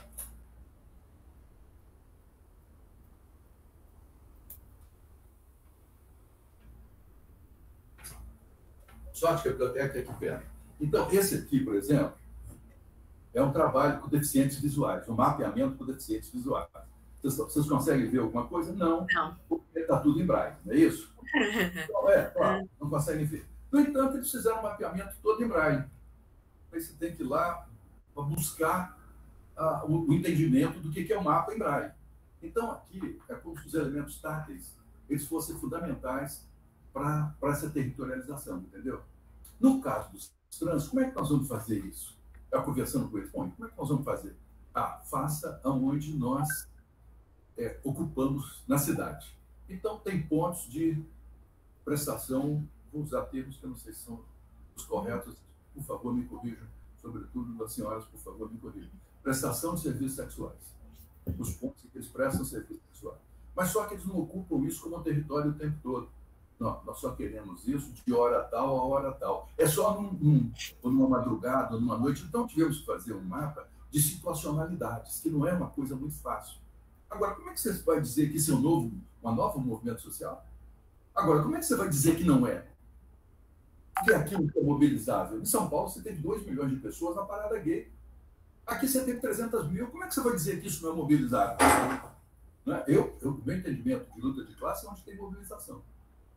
Não é onde tem dado econômico, não. É onde tem mobilização política. Então, por isso que a gente aqui entra na rota de colisão com Zizek, com Ben Said, com Badiou, com Laclau. Eu vou enumerando vários autores que acham que a luta identitária enfraqueceu a luta de classe. Eu não entendo como é que isso pode funcionar racionalmente se isso justamente é um motor das lutas de oposição, das lutas reais. Né? Então, tem classe onde tem mobilização, onde tem luta. Onde não tem, não é outra dimensão. Então, eu acho que essa ideia de politizar a identidade, né, e essas identidades que são eu não sei se o termo também é correto, vocês vão me desculpando aí no que não for, de opções sexuais, também aparece com muita força. E nos obriga a uns mapeamentos de situações situacionais. Um território que você ocupa só na madrugada. Então, você marca lá. Aí, como é que você vai dizer que só na madrugada é que funciona? Você só quer na madrugada? Não. Área de residência? Não. Melhor não mostrar, porque senão a gente acaba sendo perseguido. Você começa, então, a enfrentar interdições, a enfrentar estigmas que se traduzem no mapeamento, que é uma forma de descrever. É uma forma de descrever. Vocês entenderam esse governo, o que ele fez em relação aos governos anteriores? No caso da titulação das terras? Do processo de reforma agrária? Vocês entenderam bem isso? Bom, explica. Anteriormente, a nossa briga aqui, na área das quebradeiras da Dona de Chico, a área quilombola, tudo bem, falei, demarca, Alcântara, por favor, assina. O processo está pronto. Não assinaram Alcântara. Não assinaram as outras áreas quilombolas. Resultado, começaram a favorecer o cercamento das áreas internamente. Dividiram por dentro os movimentos. Trabalharam com a diferenciação interna do campesinado por dentro. Trabalharam magistralmente, do meu ponto de vista. Porque eu acho que aquilo que não fizeram, que foi a titulação, eles já chegaram às 400 mil titulações agora. Olha que contradição. Enquanto em governos anteriores era nada. Eu falei, como é que pode? No caso de Alcântara, nós discutimos isso em Brasília. Cansei de implorar, falei, pelo amor de Deus, assina, que não tem erro. Vocês não vão ser expostos judicialmente, porque aqui não tem erro, aqui é o lugar que não tem erro. Assinem. Não assinaram. Quer dizer, agora eu fico com medo, e vocês vão entender esse medo, espero que vocês não tenham medo, sejam mais corajosos do que eu, vocês não tenham medo disso. Vocês imaginem o meu receio né, de que isso se crie uma camada titulada que viu nessa titulação uma segurança, que estava vivendo uma insegurança muito grande de um território que se dizia que era seu e não estava bem delimitado, não estava bem definido isso. Com regimentos de protocolos de ocupação dos pratos de assentamento elaborados de uma maneira padronizada do Rio Grande do Sul na Amazônia. Foi, gente, isso é uma piração total. Não tem... quer dizer, vocês que são especialistas nisso, ou que querem ser, vão defrontar com isso de primeira. Quer dizer, nas situações em que você não tem diferenciação externa levada a seu, uma diferenciação interna com a pesada levada a seu limite, o Estado pode propiciar essa condição e te arrebenta por dentro. Como agora, nós estamos enfrentando isso nas áreas. Como é que vamos chegar agora nas áreas e dizer, tenham tranquilidade? Pessoal, me desculpa, a tranquilidade está aqui na minha mão, é o título, me esfrega na cara. Eu vou dizer o quê? Se eu defendia que não se tivesse ter título individual, que deveria ter vindo título coletivo, que nunca veio. Ou nem coletivo, eu defendi sempre o uso comum. Defendo. Não defendo o coletivo, porque o coletivo tem as implicações de dominar o produto da produção também, que eu acho que é mais complicado ainda. Mas eu sempre defendi o uso comum, o reconhecimento dos territórios de uso comum. E sempre trabalhando os mapas nessa direção, que isso é um consenso para nós aqui. É como se a gente fizesse uma diferença entre o uso comum, que é outra parte conceitual importante, entre o que é uso comum, o que é comunitário, o que é comunal e o que é coletivo. São 4 acepções diferentes, com implicações diferentes nas políticas. E nós agora estamos vivendo uma droga de uma situação em que eles é que reconhecem isso, eles é que estimulam, eles é que aparecem como aqueles que dão segurança onde nós deveríamos ter dado segurança. Então, aí é como se a nossa ação tivesse ficado absolutamente inócua. Né? Isso me entristece pra caramba, porque eu fui um dos que me opus, ainda bem que as pessoas sabem, eu fui um dos que me opus publicamente a isso. E fui punido também. Eu fui processado nos governos nossos, nos governos no qual eu votei, eu fui processado, como uma ditadura. Fui depois em quartel. Então, eu acho que essa situação, eu acho que a gente tem que começar a refletir de uma maneira mais tranquila, de uma maneira mais criteriosa, mais rigorosa. Porque você assegurar às pessoas uma tranquilidade no processo produtivo é fundamental para a sua autonomia e sua sustentabilidade. E não o contrário. Você manter uma situação de aquela oscilação entre ficar o tempo todo oscilando entre o agronegócio. Que é isso? Esse governo de hoje foi um desastre sob esse ponto de vista, se a gente puder dizer isso assim, com essa tranquilidade aqui para vocês. Porque oscilou de uma coisa a outra, não tinha direção. Como é que não tem direção se precisa ter? E isso durou 10 anos. Durou também um governo. Então ficou 10 anos as pessoas numa insegurança louca. E não sai a titulação, não sai o reconhecimento. Como é que é isso? Então, eu acho que tem um elemento de desumanidade aí, de infelicidade geral. Isso marcou a gente. O outro elemento, o quinto elemento para mim, é essa consciência ambiental aguçada, que eu acho que tomou conta também, né? E veio tomar conta de muitos movimentos. Eu acho que isso aconteceu de forma também inesperada em algumas áreas, onde os agentes sociais passaram a ter uma consciência ambiental aguçada e passaram a se mobilizar em função disso, né? Eu acho que esse dado é um dado que tem que ser levado em conta. E onde eles foram afetados, por exemplo, vou dizer uma coisa para vocês, na Exex, lá do Alto Uruá, né? A Chico Mendes, a agropecuária tomou conta. No coração da Exex, os que tinham lutado como seringueiros, para mostrar também que a identidade não é uma máscara que cola no rosto, que ela é algo móvel também, dinâmico, e se modifica segundo a vida social, segundo as transformações na vida social. O que ocorreu lá? Quando as pessoas do coração dessa Resex perceberam que, enquanto seringueiros ou na Resex, perdão, eles não conseguiam manter suas terras, eles passaram a se ver a si mesmos, numa atitude de última instância, como indígenas. E tinha uma senhora que falava uma língua indígena. E se em torno dela. E construir uma nova identidade dos Naua, dos Kuntanaua. Uau! Então, quer dizer, começa a ter um outro movimento, então. Quer dizer, esse movimento identitária, ele repousa numa uma contraposição permanente a essas outras áreas. Em compensação, só para vocês verem que não é fácil, sem estar interpretando tudo isso, em outra região, no Rio Joaperi, na fronteira do Amazonas, com Roraima, aí aconteceu outra coisa também preocupante. Alguns que até falavam língua indígena e se tinham colocado como ribeirinhos, recusaram a ser reconhecidos enquanto indígenas, imaginavam que as terras indígenas estavam invadidas, e quiseram ser reconhecidos enquanto membros de Resex. Vou ter que tomar uma água.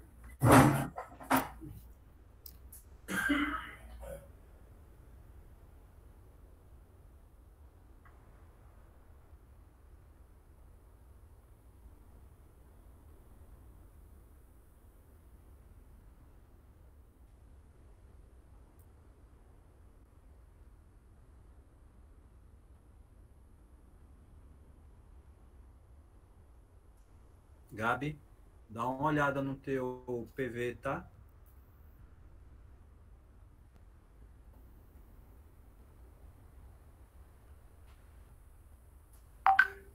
Me desculpe, é que eu engasgo com certa frequência. Tem alguns problemas. Depois, outra hora, eu falo para vocês quais são eles. Então, às vezes é difícil para eu manter falando o tempo todo assim.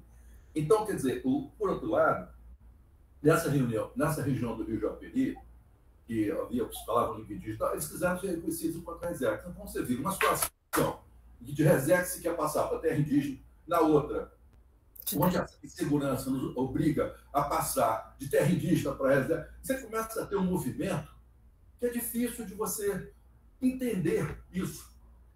Se não pensar que essas identidades elas são refrangentes. Eu não sei se o termo seria esse. Né? Que elas são refrangentes, que elas estão sujeitas a modificações, que elas vão se deslocando, que elas vão se movimentando, que elas vão se transformando segundo as oposições. Nesse sentido, elas acompanham as coalizões de interesses nas áreas também, porque os dominantes funcionam da mesma maneira. Eles se articulam de maneira diferente, seja no Tapajós, seja no Timbu, seja no Puru, eles estão se articulando de maneira diferente. Então, para nós que somos de ciências sociais, nós temos que ter uma cuidado muito grande de perceber essas transformações. De perceber essas transformações, de como é que isso muda. E muda numa velocidade tal que, se nós não formos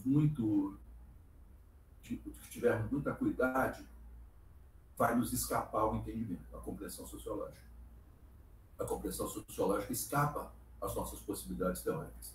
Eu acho que esse que nós estamos vivendo de uma maneira mais forte, né? Que escapa. O que muda tanto? Não era para mudar. Né?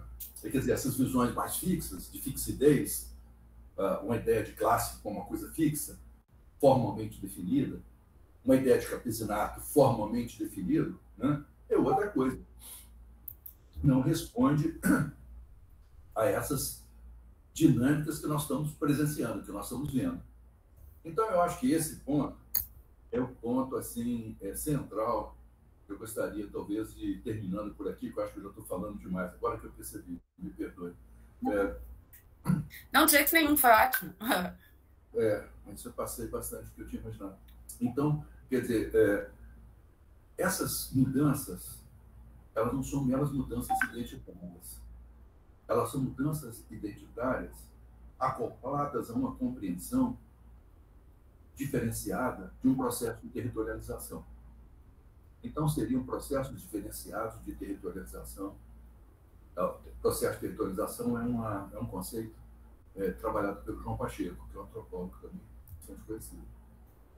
Eu trabalho esse conceito, mas eu trabalho mais com territorialidades específicas, como se o produto de cada processo de territorialização, ele leva, do meu ponto de vista, ele leva a situações particulares, que são territorialidades específicas, que são essas que eu estou dando para vocês, que elas não são congeladas, elas não estão frigorificadas, elas podem se modificar no tempo. Né? E vão modificar segundo a maneira de articular, a maneira das novas formas político-organizativas imprimirem distinções. Nesse sentido, Isso quebra com aquela visão primordialista de que as condições identitárias são dadas por nascimento, por consanguinidade, por língua, por religião, por culturas. As transformações não obedecem a esse critério primordialista. Não são essencialistas essas identidades. E isso é grave porque todos os intérpretes e críticos analisam do ponto de vista do essencialismo. Né? Tem uma visão essencialista de identidade. Ora, se você não tiver isso para entender a estrutura agrária, é melhor você escolher outro campo de investigação. Porque no momento atual vai ser um desastre, por assim dizer. E aprofundar isso é uma coisa que exige ainda de nós um cuidado teórico muito maior. Esse trabalho com os conceitos, que eu estou repetindo para vocês, eu li e aprendi um pouco com Jorge Canguilhem.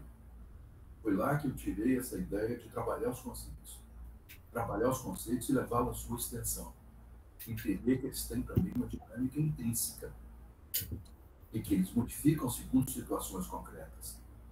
Tá? Então, não são perenes, como às vezes podem ser alguns conceitos das ciências naturais. Não. Eles são conceitos que eles estão sujeitos a alterações segundo as condições sociais e que eles estão geridos. Né? Eu acho que esse ali é uma forma que dá uma visão diferente para nós. Então, eu não sei, eu acho que era isso, eu me perdi um pouco, teria alguma coisa para falar, mas eu acho melhor não, porque senão eu vou ficar muito prolixo e isso vai me incomodar muito, entendeu? Porque, do meu ponto de vista, todas essas... Vou fechar aqui, não vou continuar, sinceramente, com todo o respeito por vocês e por mim mesmo, que eu já estou no meu limite aqui de voz. Quer dizer, todos esses trabalhos, o que eles indicam para nós? Né? Eles indicam que essas identidades coletivas, elas se objetivaram em movimentos sociais específicos. E não tem uma fidelidade nessa objetivação. Essa objetivação ela pode variar. E você trabalhar com essa variação é algo que nos incomoda. Porque nós temos, às vezes, uma visão positivista, ou do certo e do errado. Nós não temos essa flexibilidade para acompanhar as alterações dos elementos que compõem cada situação social. Nós trabalhamos de uma maneira muito fixa, muito congelada, muito frigorificada. Então é isso. Eu queria pedir desculpas a vocês pelos intervalos, porque são minhas limitações físicas também. Muito obrigado. Desculpe. Não, muito obrigada. Poxa, por favor. Foi ótima aula e maravilhosa. A gente estava precisando, inclusive, a tua aula ajuda a gente a estruturar também uma série de debates que a gente tem levantado na nossa aula pela manhã, né, meus caros alunos, né? Dar uma visão mais do que a gente falou mais teoricamente, né, talvez. Então, tu trouxe mais, né? E gente, quem quiser fazer uma pergunta, pode levantar a mão. Se quiser mandar por escrito. Eu tenho uma questão que eu estava aguardando para fazer para ti, viu, Alfredo Wagner? É uma questão que anda me incomodando já há algum tempo. Até porque porque eu fui escrever um artigo, e o artigo foi recusado, porque eu faço críticas, né? Toda essa questão da titulação começou no governo Dilma, o Terra Legal, né? Todo esse enfraquecimento, coisas que você já sabe, né? Que é triste de a gente rememorar. Mas, assim, uma das minhas observações ao longo dos tempos é o esvaziamento das lutas. Eu sei, tem as lutas identitárias, essa visão de que, né, não frigorificadas, né, nesse sentido de que elas estão surgindo, e aí, isso que você definiu, né, são indígenas que preferem, para garantir a titularidade, receber uma ressex. Por outro lado, a palavra que sumiu do mapa e que, para mim, politizava e unificava essas lutas é a palavra reforma agrária, mas o conceito ampliado de reforma agrária. Né? Eu comecei... E aí, só para contar a história, recusaram o meu artigo porque eu fui falar entre os exemplos do que eu chamo de recalque da questão agrária ou da reforma agrária no Brasil, o negócio do PGNAT, né? Esse plano de gestão territorial indígena, que um cara que avaliou, né, o processo participativo que o PT montou, que o governo montou para fazer isso, viu que a demanda territorial, embora fosse muito forte, ela saiu esmaecida no plano final, né? Plano final, digamos, o documento final, a questão territorial saiu esmaecida. E outros exemplos, no Comitê de Povos e Comunidades Tradicionais, o conselho criado e tal. E me chama a atenção que são trabalhos acadêmicos, com outras temáticas, né? Mas que as pessoas citaram essas questões, embora estivessem preocupados com outras. Né? O centro do trabalho não era esse. E aí, a crítica que me fizeram esse artigo é que não dava para falar de questão agrária, de reforma agrária, né? No sentido... falando de área indígena, que eu achei uma baboseira enorme, né? Mas o que podia criticar o artigo por outras coisas, mas não por isso. Porque o que me parece é que existe uma articulação de povos, tudo bem, povos inventados, comunidades tradicionais, que foi vindo à tona e que a questão territorial sempre foi chave, mas não se reconhece como sendo uma espécie de reforma agrária, também esse tipo de luta. Tudo bem, eu quero usar a palavra velha. Por que eu quero usar a palavra velha, Alfredo Wagner? Porque essa palavra velha é muito forte, ela mobiliza muito, ela é histórica, ela é enraizada. Eu não sei por que aboli-la. Aí eu li há pouco tempo um texto do Mário de Almeida, que justamente enunciando várias etnografias de várias dessas situações diversas de lutas de identidades, né, tradicionais, ou o que seja, ele fala que são reformas agrárias. Então, assim, a sensação... Qual é o teu conceito de reforma agrária, por exemplo? E por que não usar o conceito de reforma agrária, de novo, como uma forma de unificar todos os povos não brancos, né? Não brancos, aí já... né? Todos os povos pobres do campo num tipo de bandeira comum, como na verdade, a concertação do agronegócio se fortaleceu, porque eles foram se unindo ao longo desses 20 anos, e põem se unindo nisso, eles são muito profissionais. No Instituto Pensar Agropecuária, Companhia Limitada. Quer dizer, parece que eu estou chovendo no melhado, mas eu estou querendo escutar o teu conceito de reforma agrária, em termos se é útil usar ou se não vale a pena mais, se não seria uma palavra de unidade, né? Visto que é isso. Né? Os pobres nunca tiveram acesso ao Brasil legitimado, né, pelo Estado. Nem no centro do Rio de Janeiro, nem no sertão brasileiro, mais ou menos isso.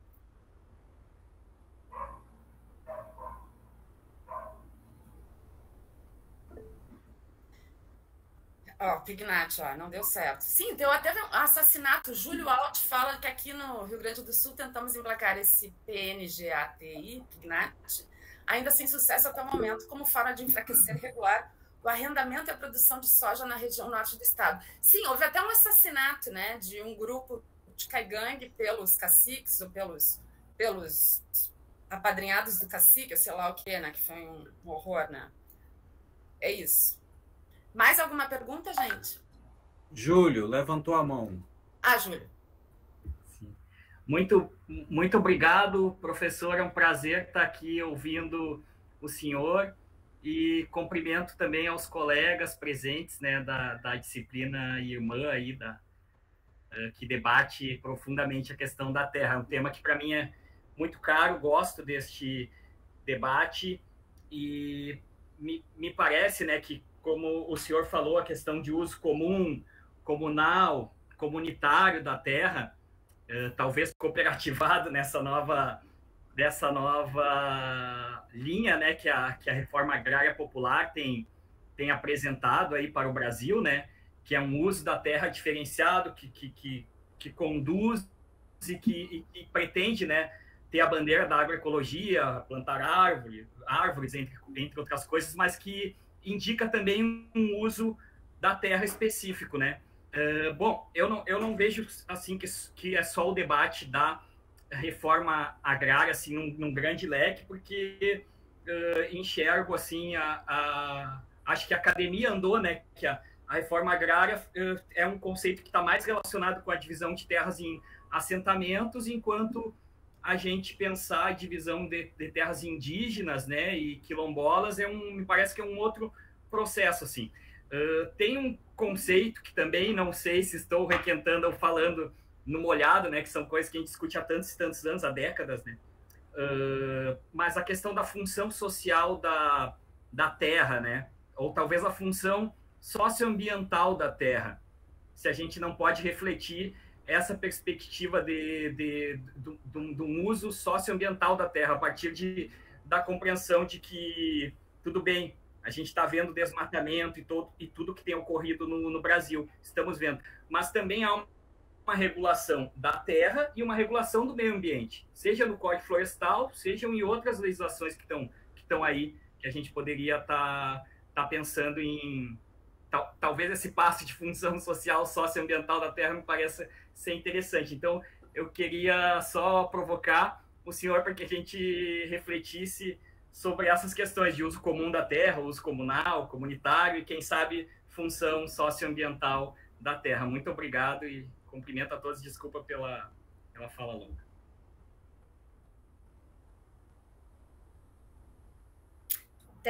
Bom, vamos fazer um bloco de 3 questões, né? E aí a Thelma quer falar?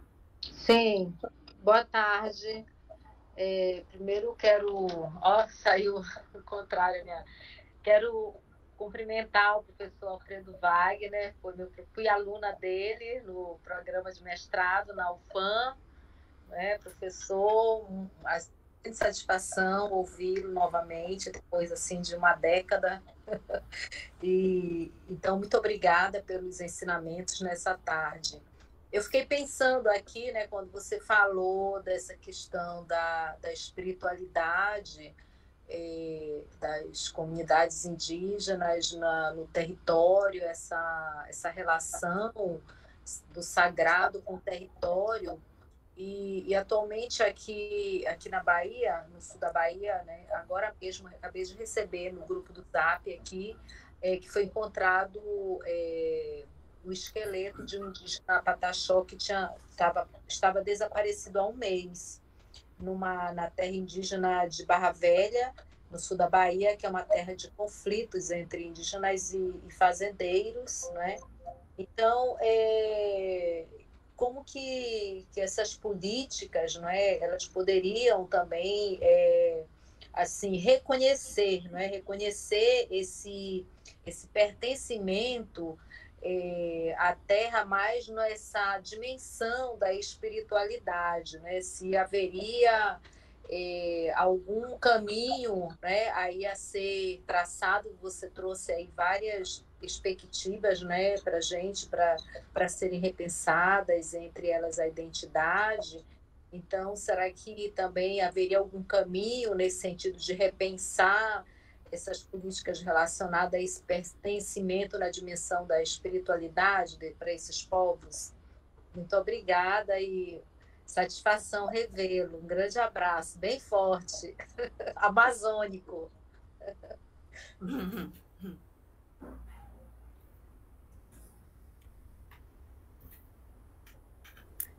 Pode responder se tu quiser. Não, eu tenho dificuldade, professora.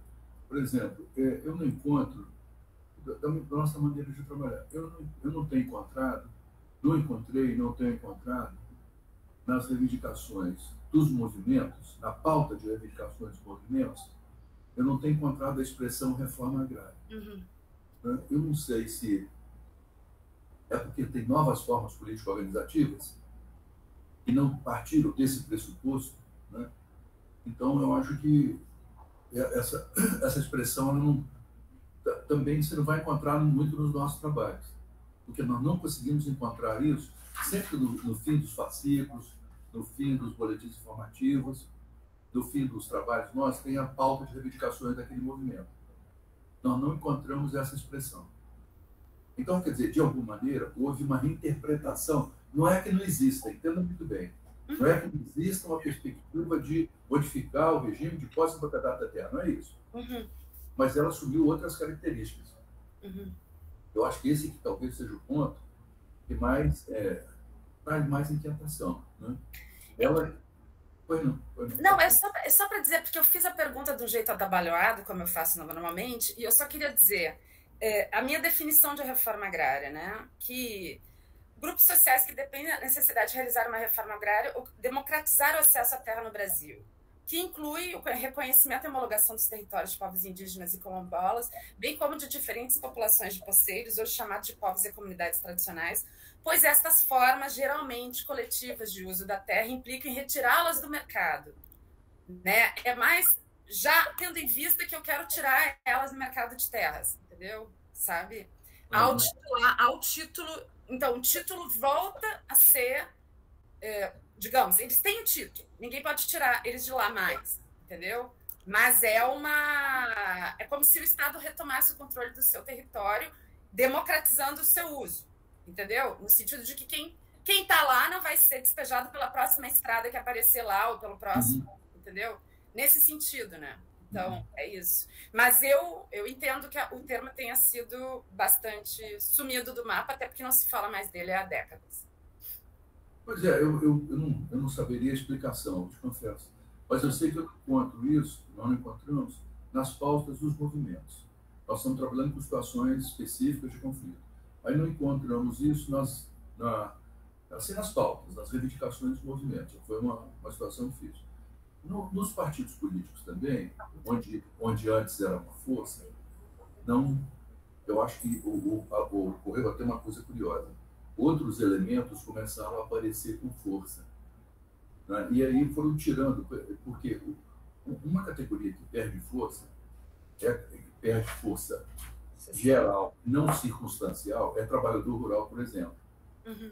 Mas Alcântara, quem conduz a luta é o Sindicato dos Trabalhadores Rurais, embora tenha movimentos atingidos, tem o movimento de mulheres, o MONTRA, tem o MAP, o movimento atingidos, tem o movimento quilombola da Coneruto, mas quem conduz a luta é o Sindicato dos Trabalhadores Rurais.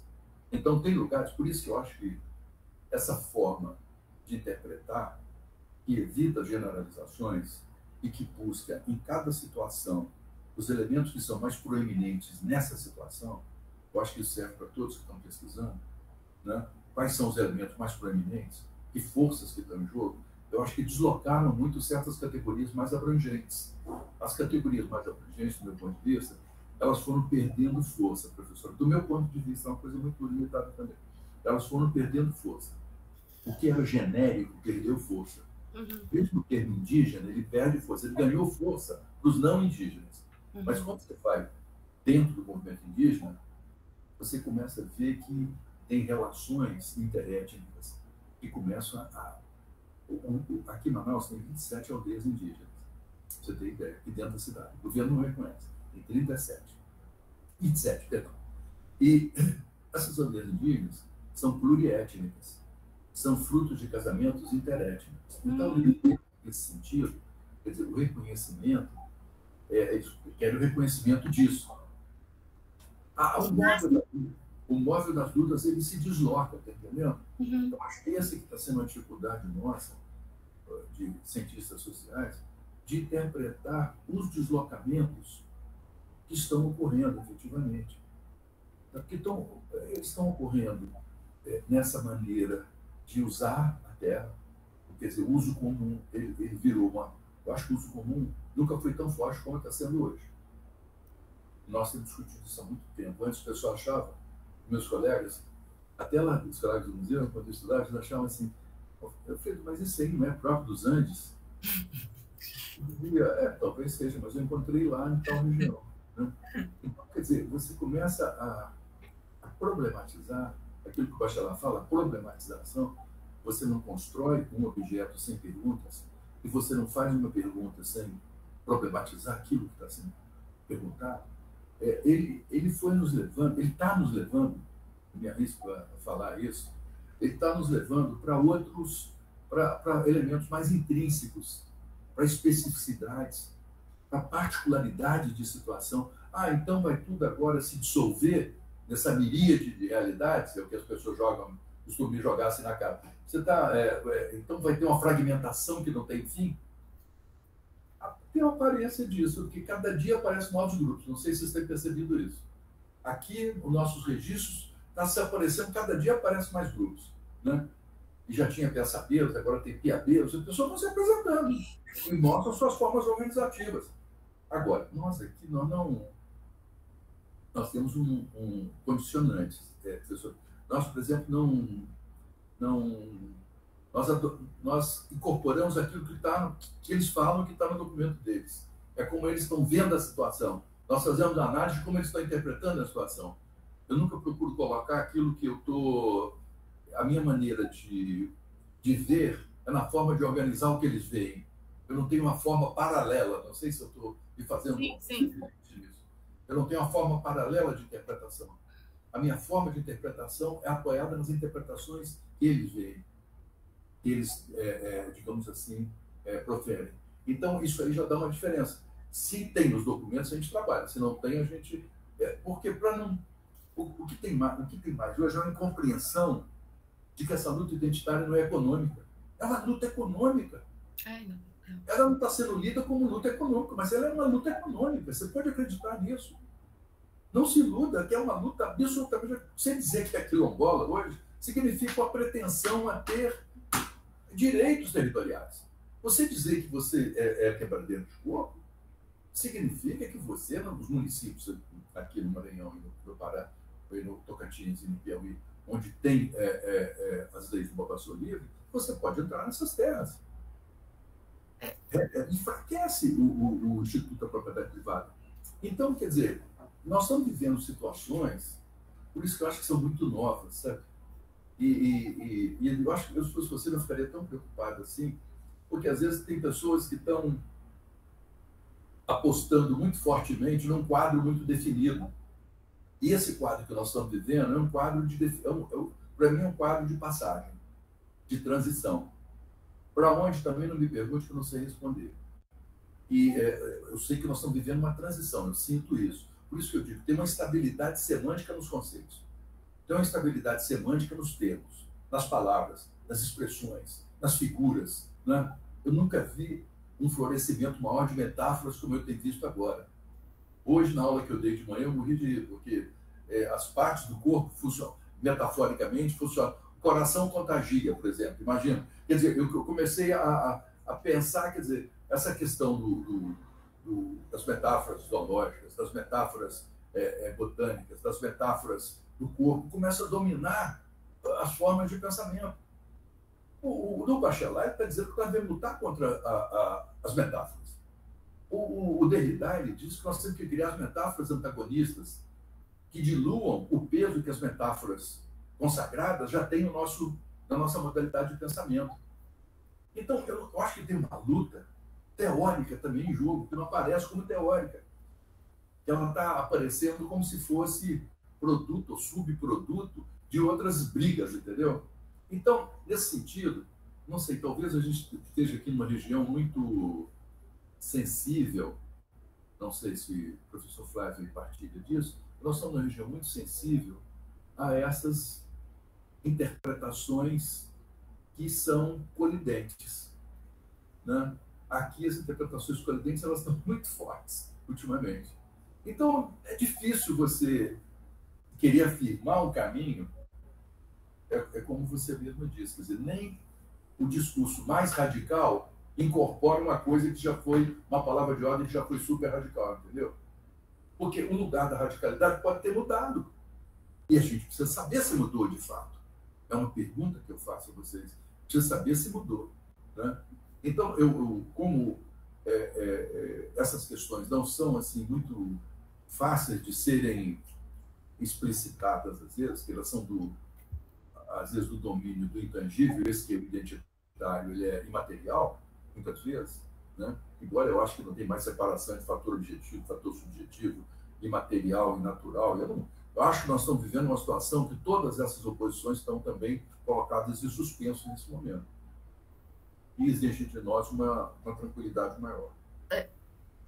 Tata, o que você quis dizer? Desculpa, professora, que isso é bem objetivo aqui pelo sul da Bahia mesmo, que há muito povo quilombola e originário que entregaram movimentos sociais que possuem como estratégia a reforma agrária. Entregaram em que sentido, Tata? Você quer falar? Explica aqui a tua colocação. Integrar. Exato. Integrar. Tá certo. Agora entendi. Fazem parte. Tá bom. É? Então, pois essa junção, essa articulação que é possível, né?